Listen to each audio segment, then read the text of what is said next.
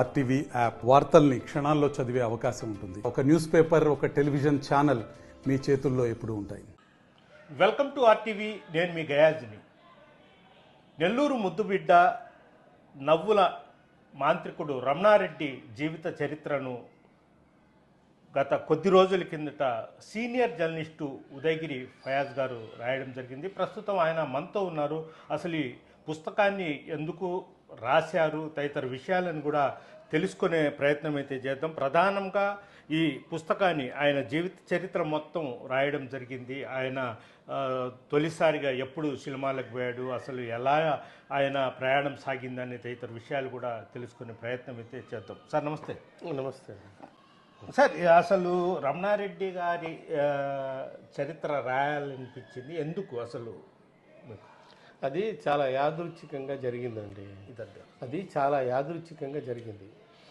నేను హైదరాబాద్లో ఉన్నప్పుడు నా మిత్రుడు పులగం చిన్నారాయణ అని ఆయనతో మాటల మధ్యలో అన్నాను, నాకు కూడా కొన్ని పుస్తకాలు మంచి సబ్జెక్ట్ మీద రాయాలని ఉంది అని చెప్పాను ఆయనతో. చెబితే ఆయన ఏమన్నాడంటే, సార్ తప్పకుండా ఉంది, మీకు అవకాశం, మీరు రాయండి అని అన్నాడు. తమాషా ఏంటంటే కరోనా కాలంలో నాకు ఆయన నుంచి ఒక ఫోన్ వచ్చింది. ఫోన్ వస్తే, ఫయాజ్ గారు ఇట్లా మీరు బుక్ రాస్తా అన్నారు కదా, మీ జిల్లావాసి రమణారెడ్డి గారి గురించి బుక్ రాస్తారా అని అడిగాడు. తప్పకుండా రాస్తానండి, ఆయన మా జిల్లావాసి, నాకు చాలా ఇష్టం ఆయనంటే, తప్పకుండా రాస్తాను. అయితే ఈ కరోనా కాలంలో బుక్ రాయడం అనేది అంత సులభమా అని నేను ఆయన్ని ప్రశ్నించాను. ప్రశ్నిస్తే ఆయన అన్నాడు, ఇప్పుడే సులభం అండి, ఎందుకంటే ఎవ్వరు కూడా మేము ఇంటికి వచ్చి మీరు విషయాలు తెలుసుకొని రాయాల్సిన అవసరం లేదు. మీరు ఫోన్ చేస్తే ఎవరైనా పలుకుతారు, మీరు ఫోన్లోనే మొత్తం సమాచారం అంతా తీసుకోవచ్చు, రెఫరెన్స్కి మాత్రం మీరు కొన్ని ఇవి చూసుకొని చేసుకోండి, సరిపోతుంది అని అన్నాడు. అవును కదా, ఇది నిజమే కదా, ఖాళీగా ఉండి ఏం చేస్తాం, నాకు రాయాలని ఉంది అని చెప్పేసి సరే మొదలు పెడదాం అనుకున్నాను. ఈలోగా నాకు పబ్లిషర్ జీలాని ఏం చేశాడంటే కొన్ని ఆయన దగ్గర ఉన్న క్లిప్పింగ్స్ అవి పంపాడు. తర్వాత నేను అది తీసుకొని చదివాను. చదివిన తర్వాత నెట్లో చూస్తే కిరణ్ ప్రభ గారు కొంత సమాచారాన్ని ఇచ్చారు రమణారెడ్డి గారి గురించి.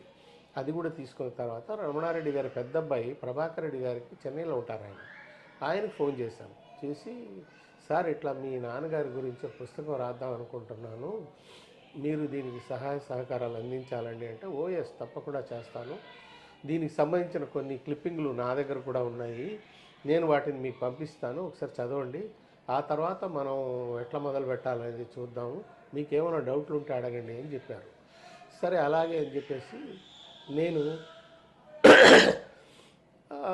సమాచారాన్ని అంతా చదివాను. చదివిన తర్వాత చాలా డౌట్లు వచ్చాయి. వాటినన్నింటినీ ఒక పేపర్ మీద రాసుకొని ఇంకా ప్రభాకర్ రెడ్డి గారితో నేను మాట్లాడడం మొదలుపెట్టాను. ఆయన ఒక్కొక్కటిగా చెప్పడం, నేను చదివిన విషయాలు రాసుకోవటం, ఇట్లా మొదలుపెట్టి అవి ఏం చేశారంటే అలాగా రాసుకుంటూ మొదలుపెట్టాము. నేను రాసిన దాంట్లో ఆయనకి ప్రతిరోజు వాట్సాప్లో పెట్టేవాడిని.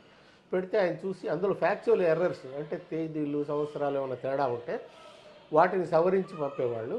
అంతకుమించి ఆయన ఏమీ తాకేవాడు కాదు. స్వతహాగా ఆయన రచయిత కాదు, అయినా కానీ ఇంజనీర్ కాబట్టి ఆయన సబ్జెక్ట్ తెలుసు ఆయనకి. రమణారెడ్డి గారికి సంబంధించి వాళ్ళ ఇంట్లో ఏమైనా ఆయన గురించి చెప్పాల్సి వస్తే ఆయన ఒక్కడే అథారిటీ. ఎందుకంటే వీళ్ళందరూ చిన్నపిల్లలు. అప్పటికే ఇంజనీరింగ్ చదువుతున్న ప్రభాకర్ రెడ్డి గారు నాన్నగారి గురించి చాలా ఆసక్తిగా చాలా విషయాలు తెలుసుకున్నాడు ఆయన. అందుకని ఆయన నాకు పెద్ద సోర్స్గా మారాడు. ఆ సందర్భంలో ఇలా సాగుతూ నాకు డౌట్లు వచ్చినప్పుడు అంతా చూశాను, ఆయన చెప్పాడు, తర్వాత పేపర్లు కొన్ని రెఫర్ చేసుకున్నాను, ఇట్లా చేశాను, అలా సాగింది. సార్, ఇప్పుడు మీరు రమణారెడ్డి గారి సంబంధించి మొత్తం ఎన్ని పేజీల వరకు ఇది రాశారు? 200 పేజీలు రాశారు. ఆయనలో ఉన్న గొప్పతనం ఏంటి? రమణారెడ్డి వ్యక్తిగా చాలా గొప్పవాడండి, నటుడిగా కూడా చాలా గొప్పవాడు. ఆయన సహజ సిద్ధంగా ఆయనలో ఆయన ఏమనాలి, మంచి హాస్యం ఉండేది ఆయనలో. సమయ సందర్భానుసారంగా ఆయన మాట్లాడేవాడు. ఆయన చదువుకున్నది ఇంటర్మీడియట్ అయినా, అంటే ఇంటర్మీడియట్ ఫెయిల్ అయినా అద్భుతమైన ఇంగ్లీష్ మాట్లాడేవాడు ఆయన. తర్వాత నటనను చాలా ఈజీతో చేసేవాడు ఆయన. ఎంత ఈజీగా ఉండేదంటే అసలు ఎక్కువ కాదు తక్కువ కాదు, అంత సమపాళ్లలో రంగరించి ఒక నటుడిగా నటించాడు ఆయన. నటించాడు అనడం కంటే కూడా జీవించాడని చెప్పాలా, అంత గొప్పగా చేశాడు. ఆ విషయం ఆయనతో పనిచేసిన నటీనటులు చాలామందితో నేను మాట్లాడాను. సావిత్రి, జమున, వాణిశ్రీ, జమున, కాంచన, తర్వాత షావుకార్ జానకి, తర్వాత కృష్ణరాజు, ఇట్లాంటి వాళ్ళందరితో నేను మాట్లాడాను. విశ్వనాథ్, కె విశ్వనాథ్, ఇట్లాంటి వాళ్ళందరూ చెప్పింది ఏంటంటే చాలా డిగ్నిఫైడ్ పర్సన్ అండి ఆయన. ఎంత అద్భుతంగా ఉండేవాడంటే తన పరిధి మేరకు ఉండేవాడు, ఎవరి గురించి ఏ విధమైన వ్యాఖ్యలు చేసేవాడు కాదు. తన పాత్ర ఎంత, దానికి ఎంతవరకు ఇవ్వాలో అంతవరకే చేసేవాడు ఆయన. అంత పర్ఫెక్ట్ టైమింగ్ ఉండేది ఆయనలో అని వాళ్ళు చెప్పుకొచ్చారు. మామూలుగా ఆయన అంటే సినిమాల్లో బాగా నవ్విస్తాడు, నిజ జీవితంలో కూడా నవ్విస్తాడా? సీరియస్నెస్ చాలా హాయిగా ఉండేవాడు అని చెప్పాడు అతను. చెప్తే సరేలేవయా, మేము కూడా పాలు తాగే పెరిగాము, ఇప్పుడు ముక్కలేదే ముద్ద దిగడం లేదు, మరి దాని పరిస్థితి ఏంది అన్నాడు. పక్కున నవ్వాడంట ట్రైనర్ కూడా. అదొకటి. తర్వాత రమణారెడ్డి గారు పౌరాణికాల్లో నటించేటప్పుడు నారద పాత్రను పోషించారు. నారద పాత్రకి ఎప్పుడు పైన ఆచ్ఛాదన ఉండదు, అంటే షర్టు కానీ ఏమి ఉండవు. అట్లాంటిది ఈయనకు జుబ్బా వేసి నారదుడిగా నటింపజేశారు. చేసిన తర్వాత సినిమా రిలీజ్ అయింది. ఒక అతను తారసపడ్డాడు, పక్కగా ఉంటాడని జుబ్బా వేశారు. ఆయనకి పక్కటెంకలు కనపడటం, సన్నగా ఉండటం, రివటలాగా కొంచెం వికారంగా ఉంటుందని భావించి వాళ్ళు జుబ్బా వేశారు. వేస్తే సరే సినిమా అయిపోయిన తర్వాత అక్కడ ఒక వ్యక్తి తారసపడి కలికాలం కాకపోతే ఏంటండి నారదుడికి జుబ్బా అయింది అన్నాడట. అప్పుడు రమణారెడ్డి గారు ఒక మాట అన్నాడట, కలికాలం కాదు మిత్రమా, చలికాలం అన్నాడట. అట్లా ఉండేది. సమయ సందర్భానుసారంగా ఆయన భలే జోకులు పేల్చేవాడు. ఇది నేను చెప్పింది మర్చికి 1, 2 ఇట్లాంటివి చాలా ఉన్నాయి ఆయన జీవితంలో. సరే, పోతే ఆయన 53 ఏళ్లలో చనిపోయాడు. చిన్న వయసే కదా అది, చిన్న వయసే కదా. చిన్న వయసేనండి. ఆయనకి పెద్ద జబ్బులేం లేవు. ఆయన 53 ఏళ్ళకే చనిపోయాడు. చనిపోవడానికి కారణం కూడా పెద్ద కారణం కాదు, అల్సర్. అది ఎందుకు వచ్చిందంటే ఈ నటుడిగా ఆయన చాలా దూరపు భార ప్రయాణాలు చేసేవాడు, తర్వాత టైంకి తినేవాడు కాదు. ఇట్లా అదేమైందంటే గ్యాస్ట్రిక్ కాస్త అల్సర్గా మారింది. అల్సర్ కాస్త ఒకసారి ఆపరేషన్ చేసిన తర్వాత కూడా సెట్ కాలా. తర్వాత రెండోసారి ఆపరేషన్ చేసినప్పుడు అది వికటించి ఆయన చనిపోయాడు. అంతే తప్ప ఇంకోటి లేదు ఆయనకి. దీనివల్ల ఏమైందంటే మనం గొప్ప నటుడిని కోల్పోయాం. అంటే అల్సర్ చిన్న ఇదే కదా, అప్పటికి మందులు లేవండి. ఇది ఆయన చనిపోయి 50 ఏళ్ళు అయింది. అంటే మీరు ఊహించండి, 50 ఏళ్ల కిందట వైద్యం అంతమంత మాత్రంగానే ఉండేది. అప్పటికి చెన్నైలో ఆయన మంచి డాక్టర్ దగ్గరనే వైద్యం చేయించుకున్నాడు, అయినప్పటికీ దాని ఫలితం లేదు. అది ఆయన వేరే గుంటూరు జిల్లాలో ఎక్కడ ఉద్యోగం కూడా చేశారు అంటారు, అది ఏంటి? అది ఏం లేదండి. ఆయన ఇక్కడ విఆర్ కాలేజీలో చదువుతున్నప్పుడు ఈయనకి నాటకాలు పిచ్చి పట్టేసింది. దాంతో స్కూల్కి సరిగా వెళ్ళేవాడు కాదు. ఈయన ఎంతసేపు ఆ నాటకాలలో వెళ్ళడం, ఆ ట్రైనింగ్, ఆ రిహార్సల్స్కి అటెండ్ కావడం ఇట్లా చేస్తూ చదువుని పక్కన పెట్టాడు. దీంతో ఏమైందంటే వాళ్ళ ఇంట్లో వాళ్ళకి ఏం అర్థమైందంటే ఈయన ఇంకా చదవడు ఇక్కడ ఉంటే అని చెప్పేసి వాళ్ళు అర్థం చేసుకొని ఏం చేశారంటే ఇంటర్ అయిపోయిన తర్వాత ఇంటర్ తప్పాడు ఆయన, తీసుకెళ్లి ఆయన శానిటరీ ఇన్స్పెక్టర్ కోర్సులో జాయిన్ చేశారు ఎక్కడ గుంటూరులో. చేసిన తర్వాత ఆయన శానిటరీ ఇన్స్పెక్టర్ కోర్స్ చేశాడు. చేసిన తర్వాత అక్కడే వాళ్ళ బావగారు మున్సిపల్ ఇంజనీర్గా పనిచేసేవారు, ఆయన్ని శానిటరీ ఇన్స్పెక్టర్గా జాయిన్ చేశారు. చేసిన తర్వాత అక్కడ కూడా కొన్ని తమాషా అయిన సంఘటనలు ఉన్నాయి ఆయన జీవితంలో. అట్లాగా ఆయన అక్కడ కూడా ఎక్కువ కాలం పనిచేయాల, ఎంత 1 year అట్లా 1.5 years అట్లా చేసి. టీకాలది ఏంటంటే ఆయన ఏం చేశారంటే అప్పట్లో ఈ కలరా ఇట్లాంటి వ్యాధులు ఉండేవి, మసూచికం ఇవి వస్తే ఊళ్ళో కొట్టుకొని పోయేవి, అంటే చాలా మంది చనిపోయేవాళ్ళు. దీంతో ఏం చేసిందంటే ప్రభుత్వం వీళ్ళకి టీకాలు వేస్తే కొంచెం ప్రాణ భద్రత ఉంటుంది, వీళ్ళు హాయిగా ఉండగలుగుతారు అనే ఉద్దేశంతో ఏం చేశారంటే వాళ్ళు ఈ శానిటరీ ఇన్స్పెక్టర్లకి బాధ్యతనిచ్చారు. అయ్యా మీరు ఇంటింటికి పోయి టీకాలు వేయండి అని. సరే ఈయన ఫ్రెండ్ ఒక ఆయన ఇద్దరు కలిసి ఏం చేశారంటే ఒక ఇంటికి వెళ్ళారు. వెళ్ళి ఇట్లా టీకాలు వేసుకోవాలమ్మా, దీనివల్ల చాలా మేలు జరుగుతుంది అని చెప్పారు ఆయన. చెప్తే ఆ ఇంటి పెద్ద ఆయన వచ్చి మాకు అవసరం లేదండి, మేమేమి వేసుకోం, మీరు వెళ్ళండి అన్నాడు ఆయన. అదేంటండి మీరు అట్లా చెప్తే ఎట్లా, ప్రభుత్వం ఇది చెప్పింది, దాన్ని పాటించడం వల్ల మేలు జరుగుతుంది అంటే ఆయన ససేమిరా విల్లా, నేను వేయించను కాక వేయించనయ్యా, మీరు వెళ్ళండి అని వాళ్ళని చేశాడు. చేస్తే ఇంతకు మీ పేరేందండి అని అడిగితే పేరు కూడా చెప్పను, చుట్టుపక్కల వాళ్ళని అడిగి తెలుసుకోండి అని చెప్పి వాళ్ళు పంపించేశాడు. సరే వీళ్ళు ఏం చేయాలో అర్థం కాక ఆఫీస్కి వచ్చారు. అప్పటికే ఆయన ఏం చేశాడంటే తీరా చూడబోతే ఆయన ఎవరో కాదు, మున్సిపల్ చైర్మన్ ఆయన ఏం చేశాడంటే అప్పటికే వాళ్ళ మున్సిపల్ కమిషనర్కి కంప్లైంట్ చేశాడు.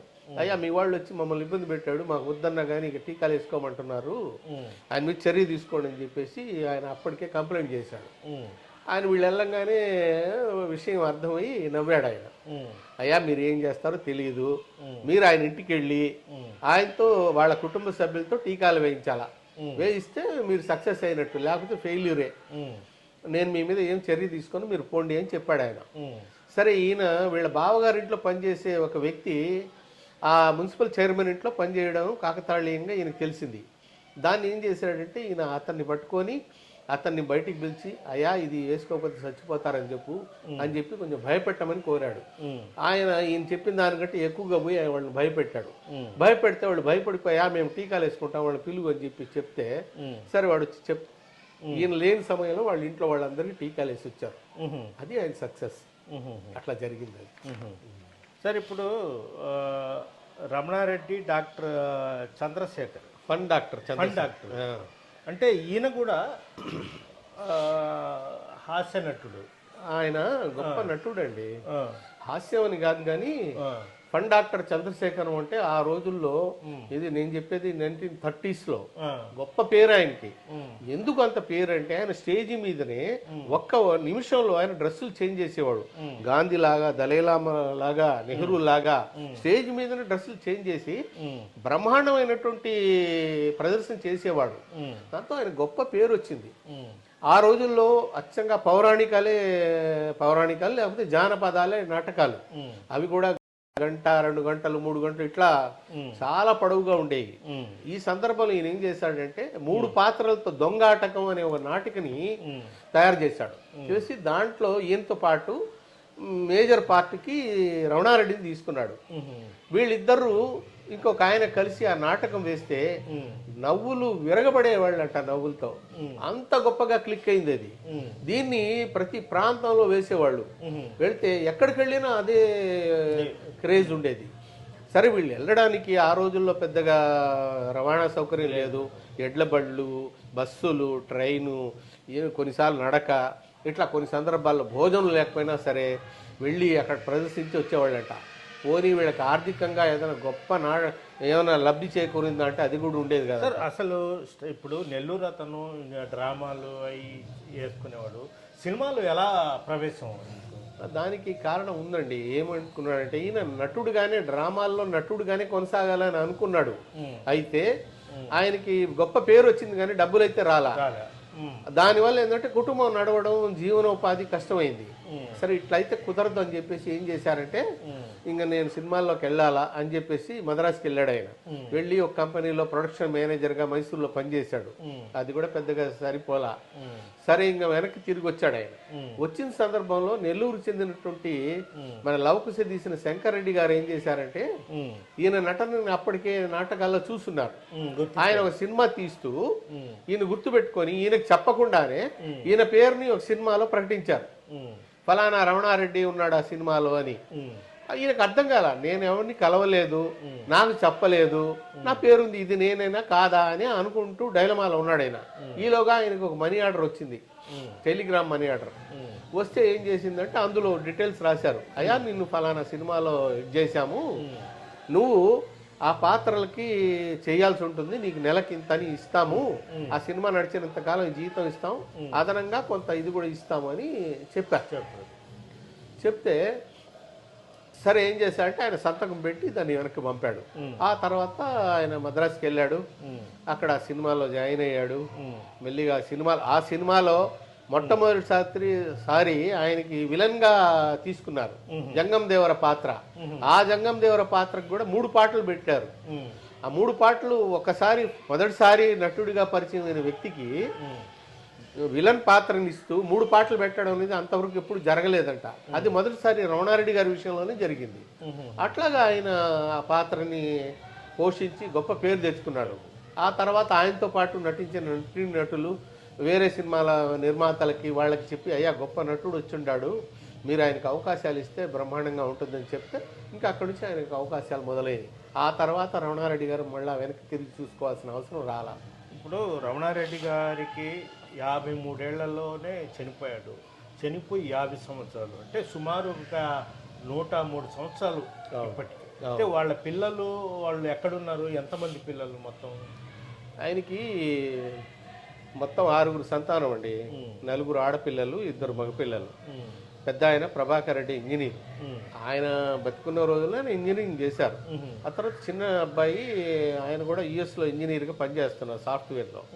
తర్వాత వాళ్ళ సిస్టర్స్ని కూడా ఆయన ఉన్నప్పుడే ఒక మంచి డాక్టర్ కిక్ చేశారు. వాళ్ళు ఫారిన్లో ఉండేవాళ్ళు. ఆ తర్వాత మిగతా పిల్లలు కూడా మంచి సంబంధాలు చేశారు. అందరూ డాక్టర్లే, అందులో ఒకరు సైంటిస్టు. అట్లాగా వాళ్ళ రమణారెడ్డి గారి వైఫ్ సుదర్శనమ్మ గారు మంచి వ్యవహార దక్షత ఉండేదంట ఆయనలో. అందుకని కుటుంబానికి ఆయన తెచ్చిన డబ్బులు విచ్చలవిడిగా ఖర్చు పెట్టకుండా జాగ్రత్త చేసి పిల్లల్ని చదివించి చక్కటి సంబంధాలు చేసి చూసి వాళ్ళు ఈరోజు హాయిగా మంచి స్థానాల్లో ఉన్నారు. చిన్న చెరుకురా వాళ్ళ సొంతూరు ఎవరు? సొంతూరు మన ఇందుకూరుపేట మండలంలో జేజేపేట. ఇప్పటికీ వాళ్ళకి అక్కడ పొలాలు ఉన్నాయి. రమణారెడ్డి గారి నాన్నగారు చిన్నప్పుడే చనిపోయారు. కొంతమంది ఆయన మీద దాడి చేసి, అప్పట్లో నాయకుడిగా ఉండేవాడు ఆయన, కక్షతో ఆయన చంపేశారు. ఆయన భూస్వామి. ఇప్పటికీ వాళ్ళకి అక్కడ భూములు ఉన్నాయి, మంచి వ్యవసాయం, భూస్వామి కుటుంబం. సార్ మామూలుగా ఇతను ఈ హాస్య నటుడితో పాటు మ్యూజిక్ కూడా చేస్తాడంటారే? మ్యాజిక్ అవునండి. ఈయన హాస్యం ఒకటే కాదండి, క్యారెక్టర్ పాత్రలు కూడా ఆయన ఏది ఇచ్చినా సరే ఆ పాత్రలోకి ఒదిగిపోయేవాడు. ఎంత సహజంగా ఉండేదంటే ఆ నటన. పెద్దరికం పాత్ర వేస్తే మన ఇంట్లో పెద్దవాళ్ళు ఉన్నట్టు, తర్వాత మనతో మాట్లాడుతున్నట్టు, అంత సహజమైన నటన ఉండేది ఆయనలో. హాస్యం చేసేటప్పుడు రబ్బర్ బంతిలాగా ముడుచుకొని పోయి కాళ్ళు ఇది చేసి జారీలో పట్టడం, డాన్స్ చేసేటప్పుడు విచిత్రమైన హావభావాలు ప్రదర్శించడం, ఇట్లా చేసేవాడు. అదొకటే కాదు, ఆయన మ్యాజిక్. ఒక సినిమాలో ఒక పాత్రకి మెజిషియన్గా ఆయన చేయాల్సి వచ్చింది. ఈయన ఏం చేశాడంటే, మనం ఒట్టి పాత్ర చేస్తే లాభం లేదని చెప్పేసి ఆ పాత్ర కోసంగా వెళ్ళి ఈయన ఆరుద్ర గారు ఇద్దరు వెళ్ళి మ్యాజిక్ నేర్చుకున్నారు. నేర్చుకొని ఆ సినిమాలో చేశారు. చేసిన తర్వాత ఆయన సినిమా అయిపోయిన తర్వాత కూడా మ్యాజిక్ మీద ఆయనకు ఆసక్తి పోలా. ఆ మ్యాజిక్ ని ఆయన కొనసాగించారు. ఆ మెజిషియన్ గా ఆయన చాలా గొప్పగా పేరు తెచ్చుకున్నాడు. తర్వాత ఆయన ఇచ్చిన ప్రదర్శనలన్నీ కూడా చారిటీ కింద చేశాడు. ఏదైనా ఒక పాఠశాలకో లేకపోతే ఒక సంస్థకో సహాయం చేయాల్సి వస్తే తన డబ్బులు పెట్టుకెళ్ళి, తన సిబ్బందిని తీసుకెళ్లి, తన ఖర్చులు భరించి అక్కడ ప్రదర్శనలు చేసేవాడు. ఇట్లాగా మొదటి ప్రదర్శన చాలా విచిత్రంగా జరిగింది. మన ఘంటసాల వెంకటేశ్వరరావు గారు, తర్వాత ఈయన మన నెల్లూరు టౌన్ హాల్లో మొదటి ప్రదర్శన జరిగింది. సార్ ఈ పుస్తకం రిలీజ్ అయిందా? అయిందండి. మొత్తం దేనికి వాళ్ళ కుమారుడు వీళ్ళంతా?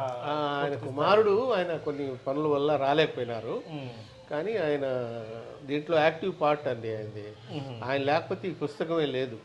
ఆయన మనకు దొరికిన క్లిప్పింగ్ల కంటే ఆయన ఇచ్చిన సమాచారం గొప్పది. ఎన్ని రోజులు పట్టింది సార్ రాయడానికి? ఇది రాయడానికి గొప్పగా 2 నెలలు పట్టిందండి. అది తర్వాత అది కొన్ని అనివార్య కారణాల వల్ల, ఆర్థిక ఇబ్బందుల వల్ల లేట్గా ఈ మధ్యనే రిలీజ్ అయింది. అంతే తప్ప అది పుస్తకం ఎప్పుడో అయిపోయింది. ఇందులో ఒక గొప్ప విశేషం ఏంటంటే, అప్పుడే నేను కొంతమంది నటులతో రమణారెడ్డి గారి ప్రస్తావన చేశాను. చేసినప్పుడు వాళ్ళ అభిప్రాయాలు ఎలా ఉన్నాయని తెలుసుకున్నాను నేను.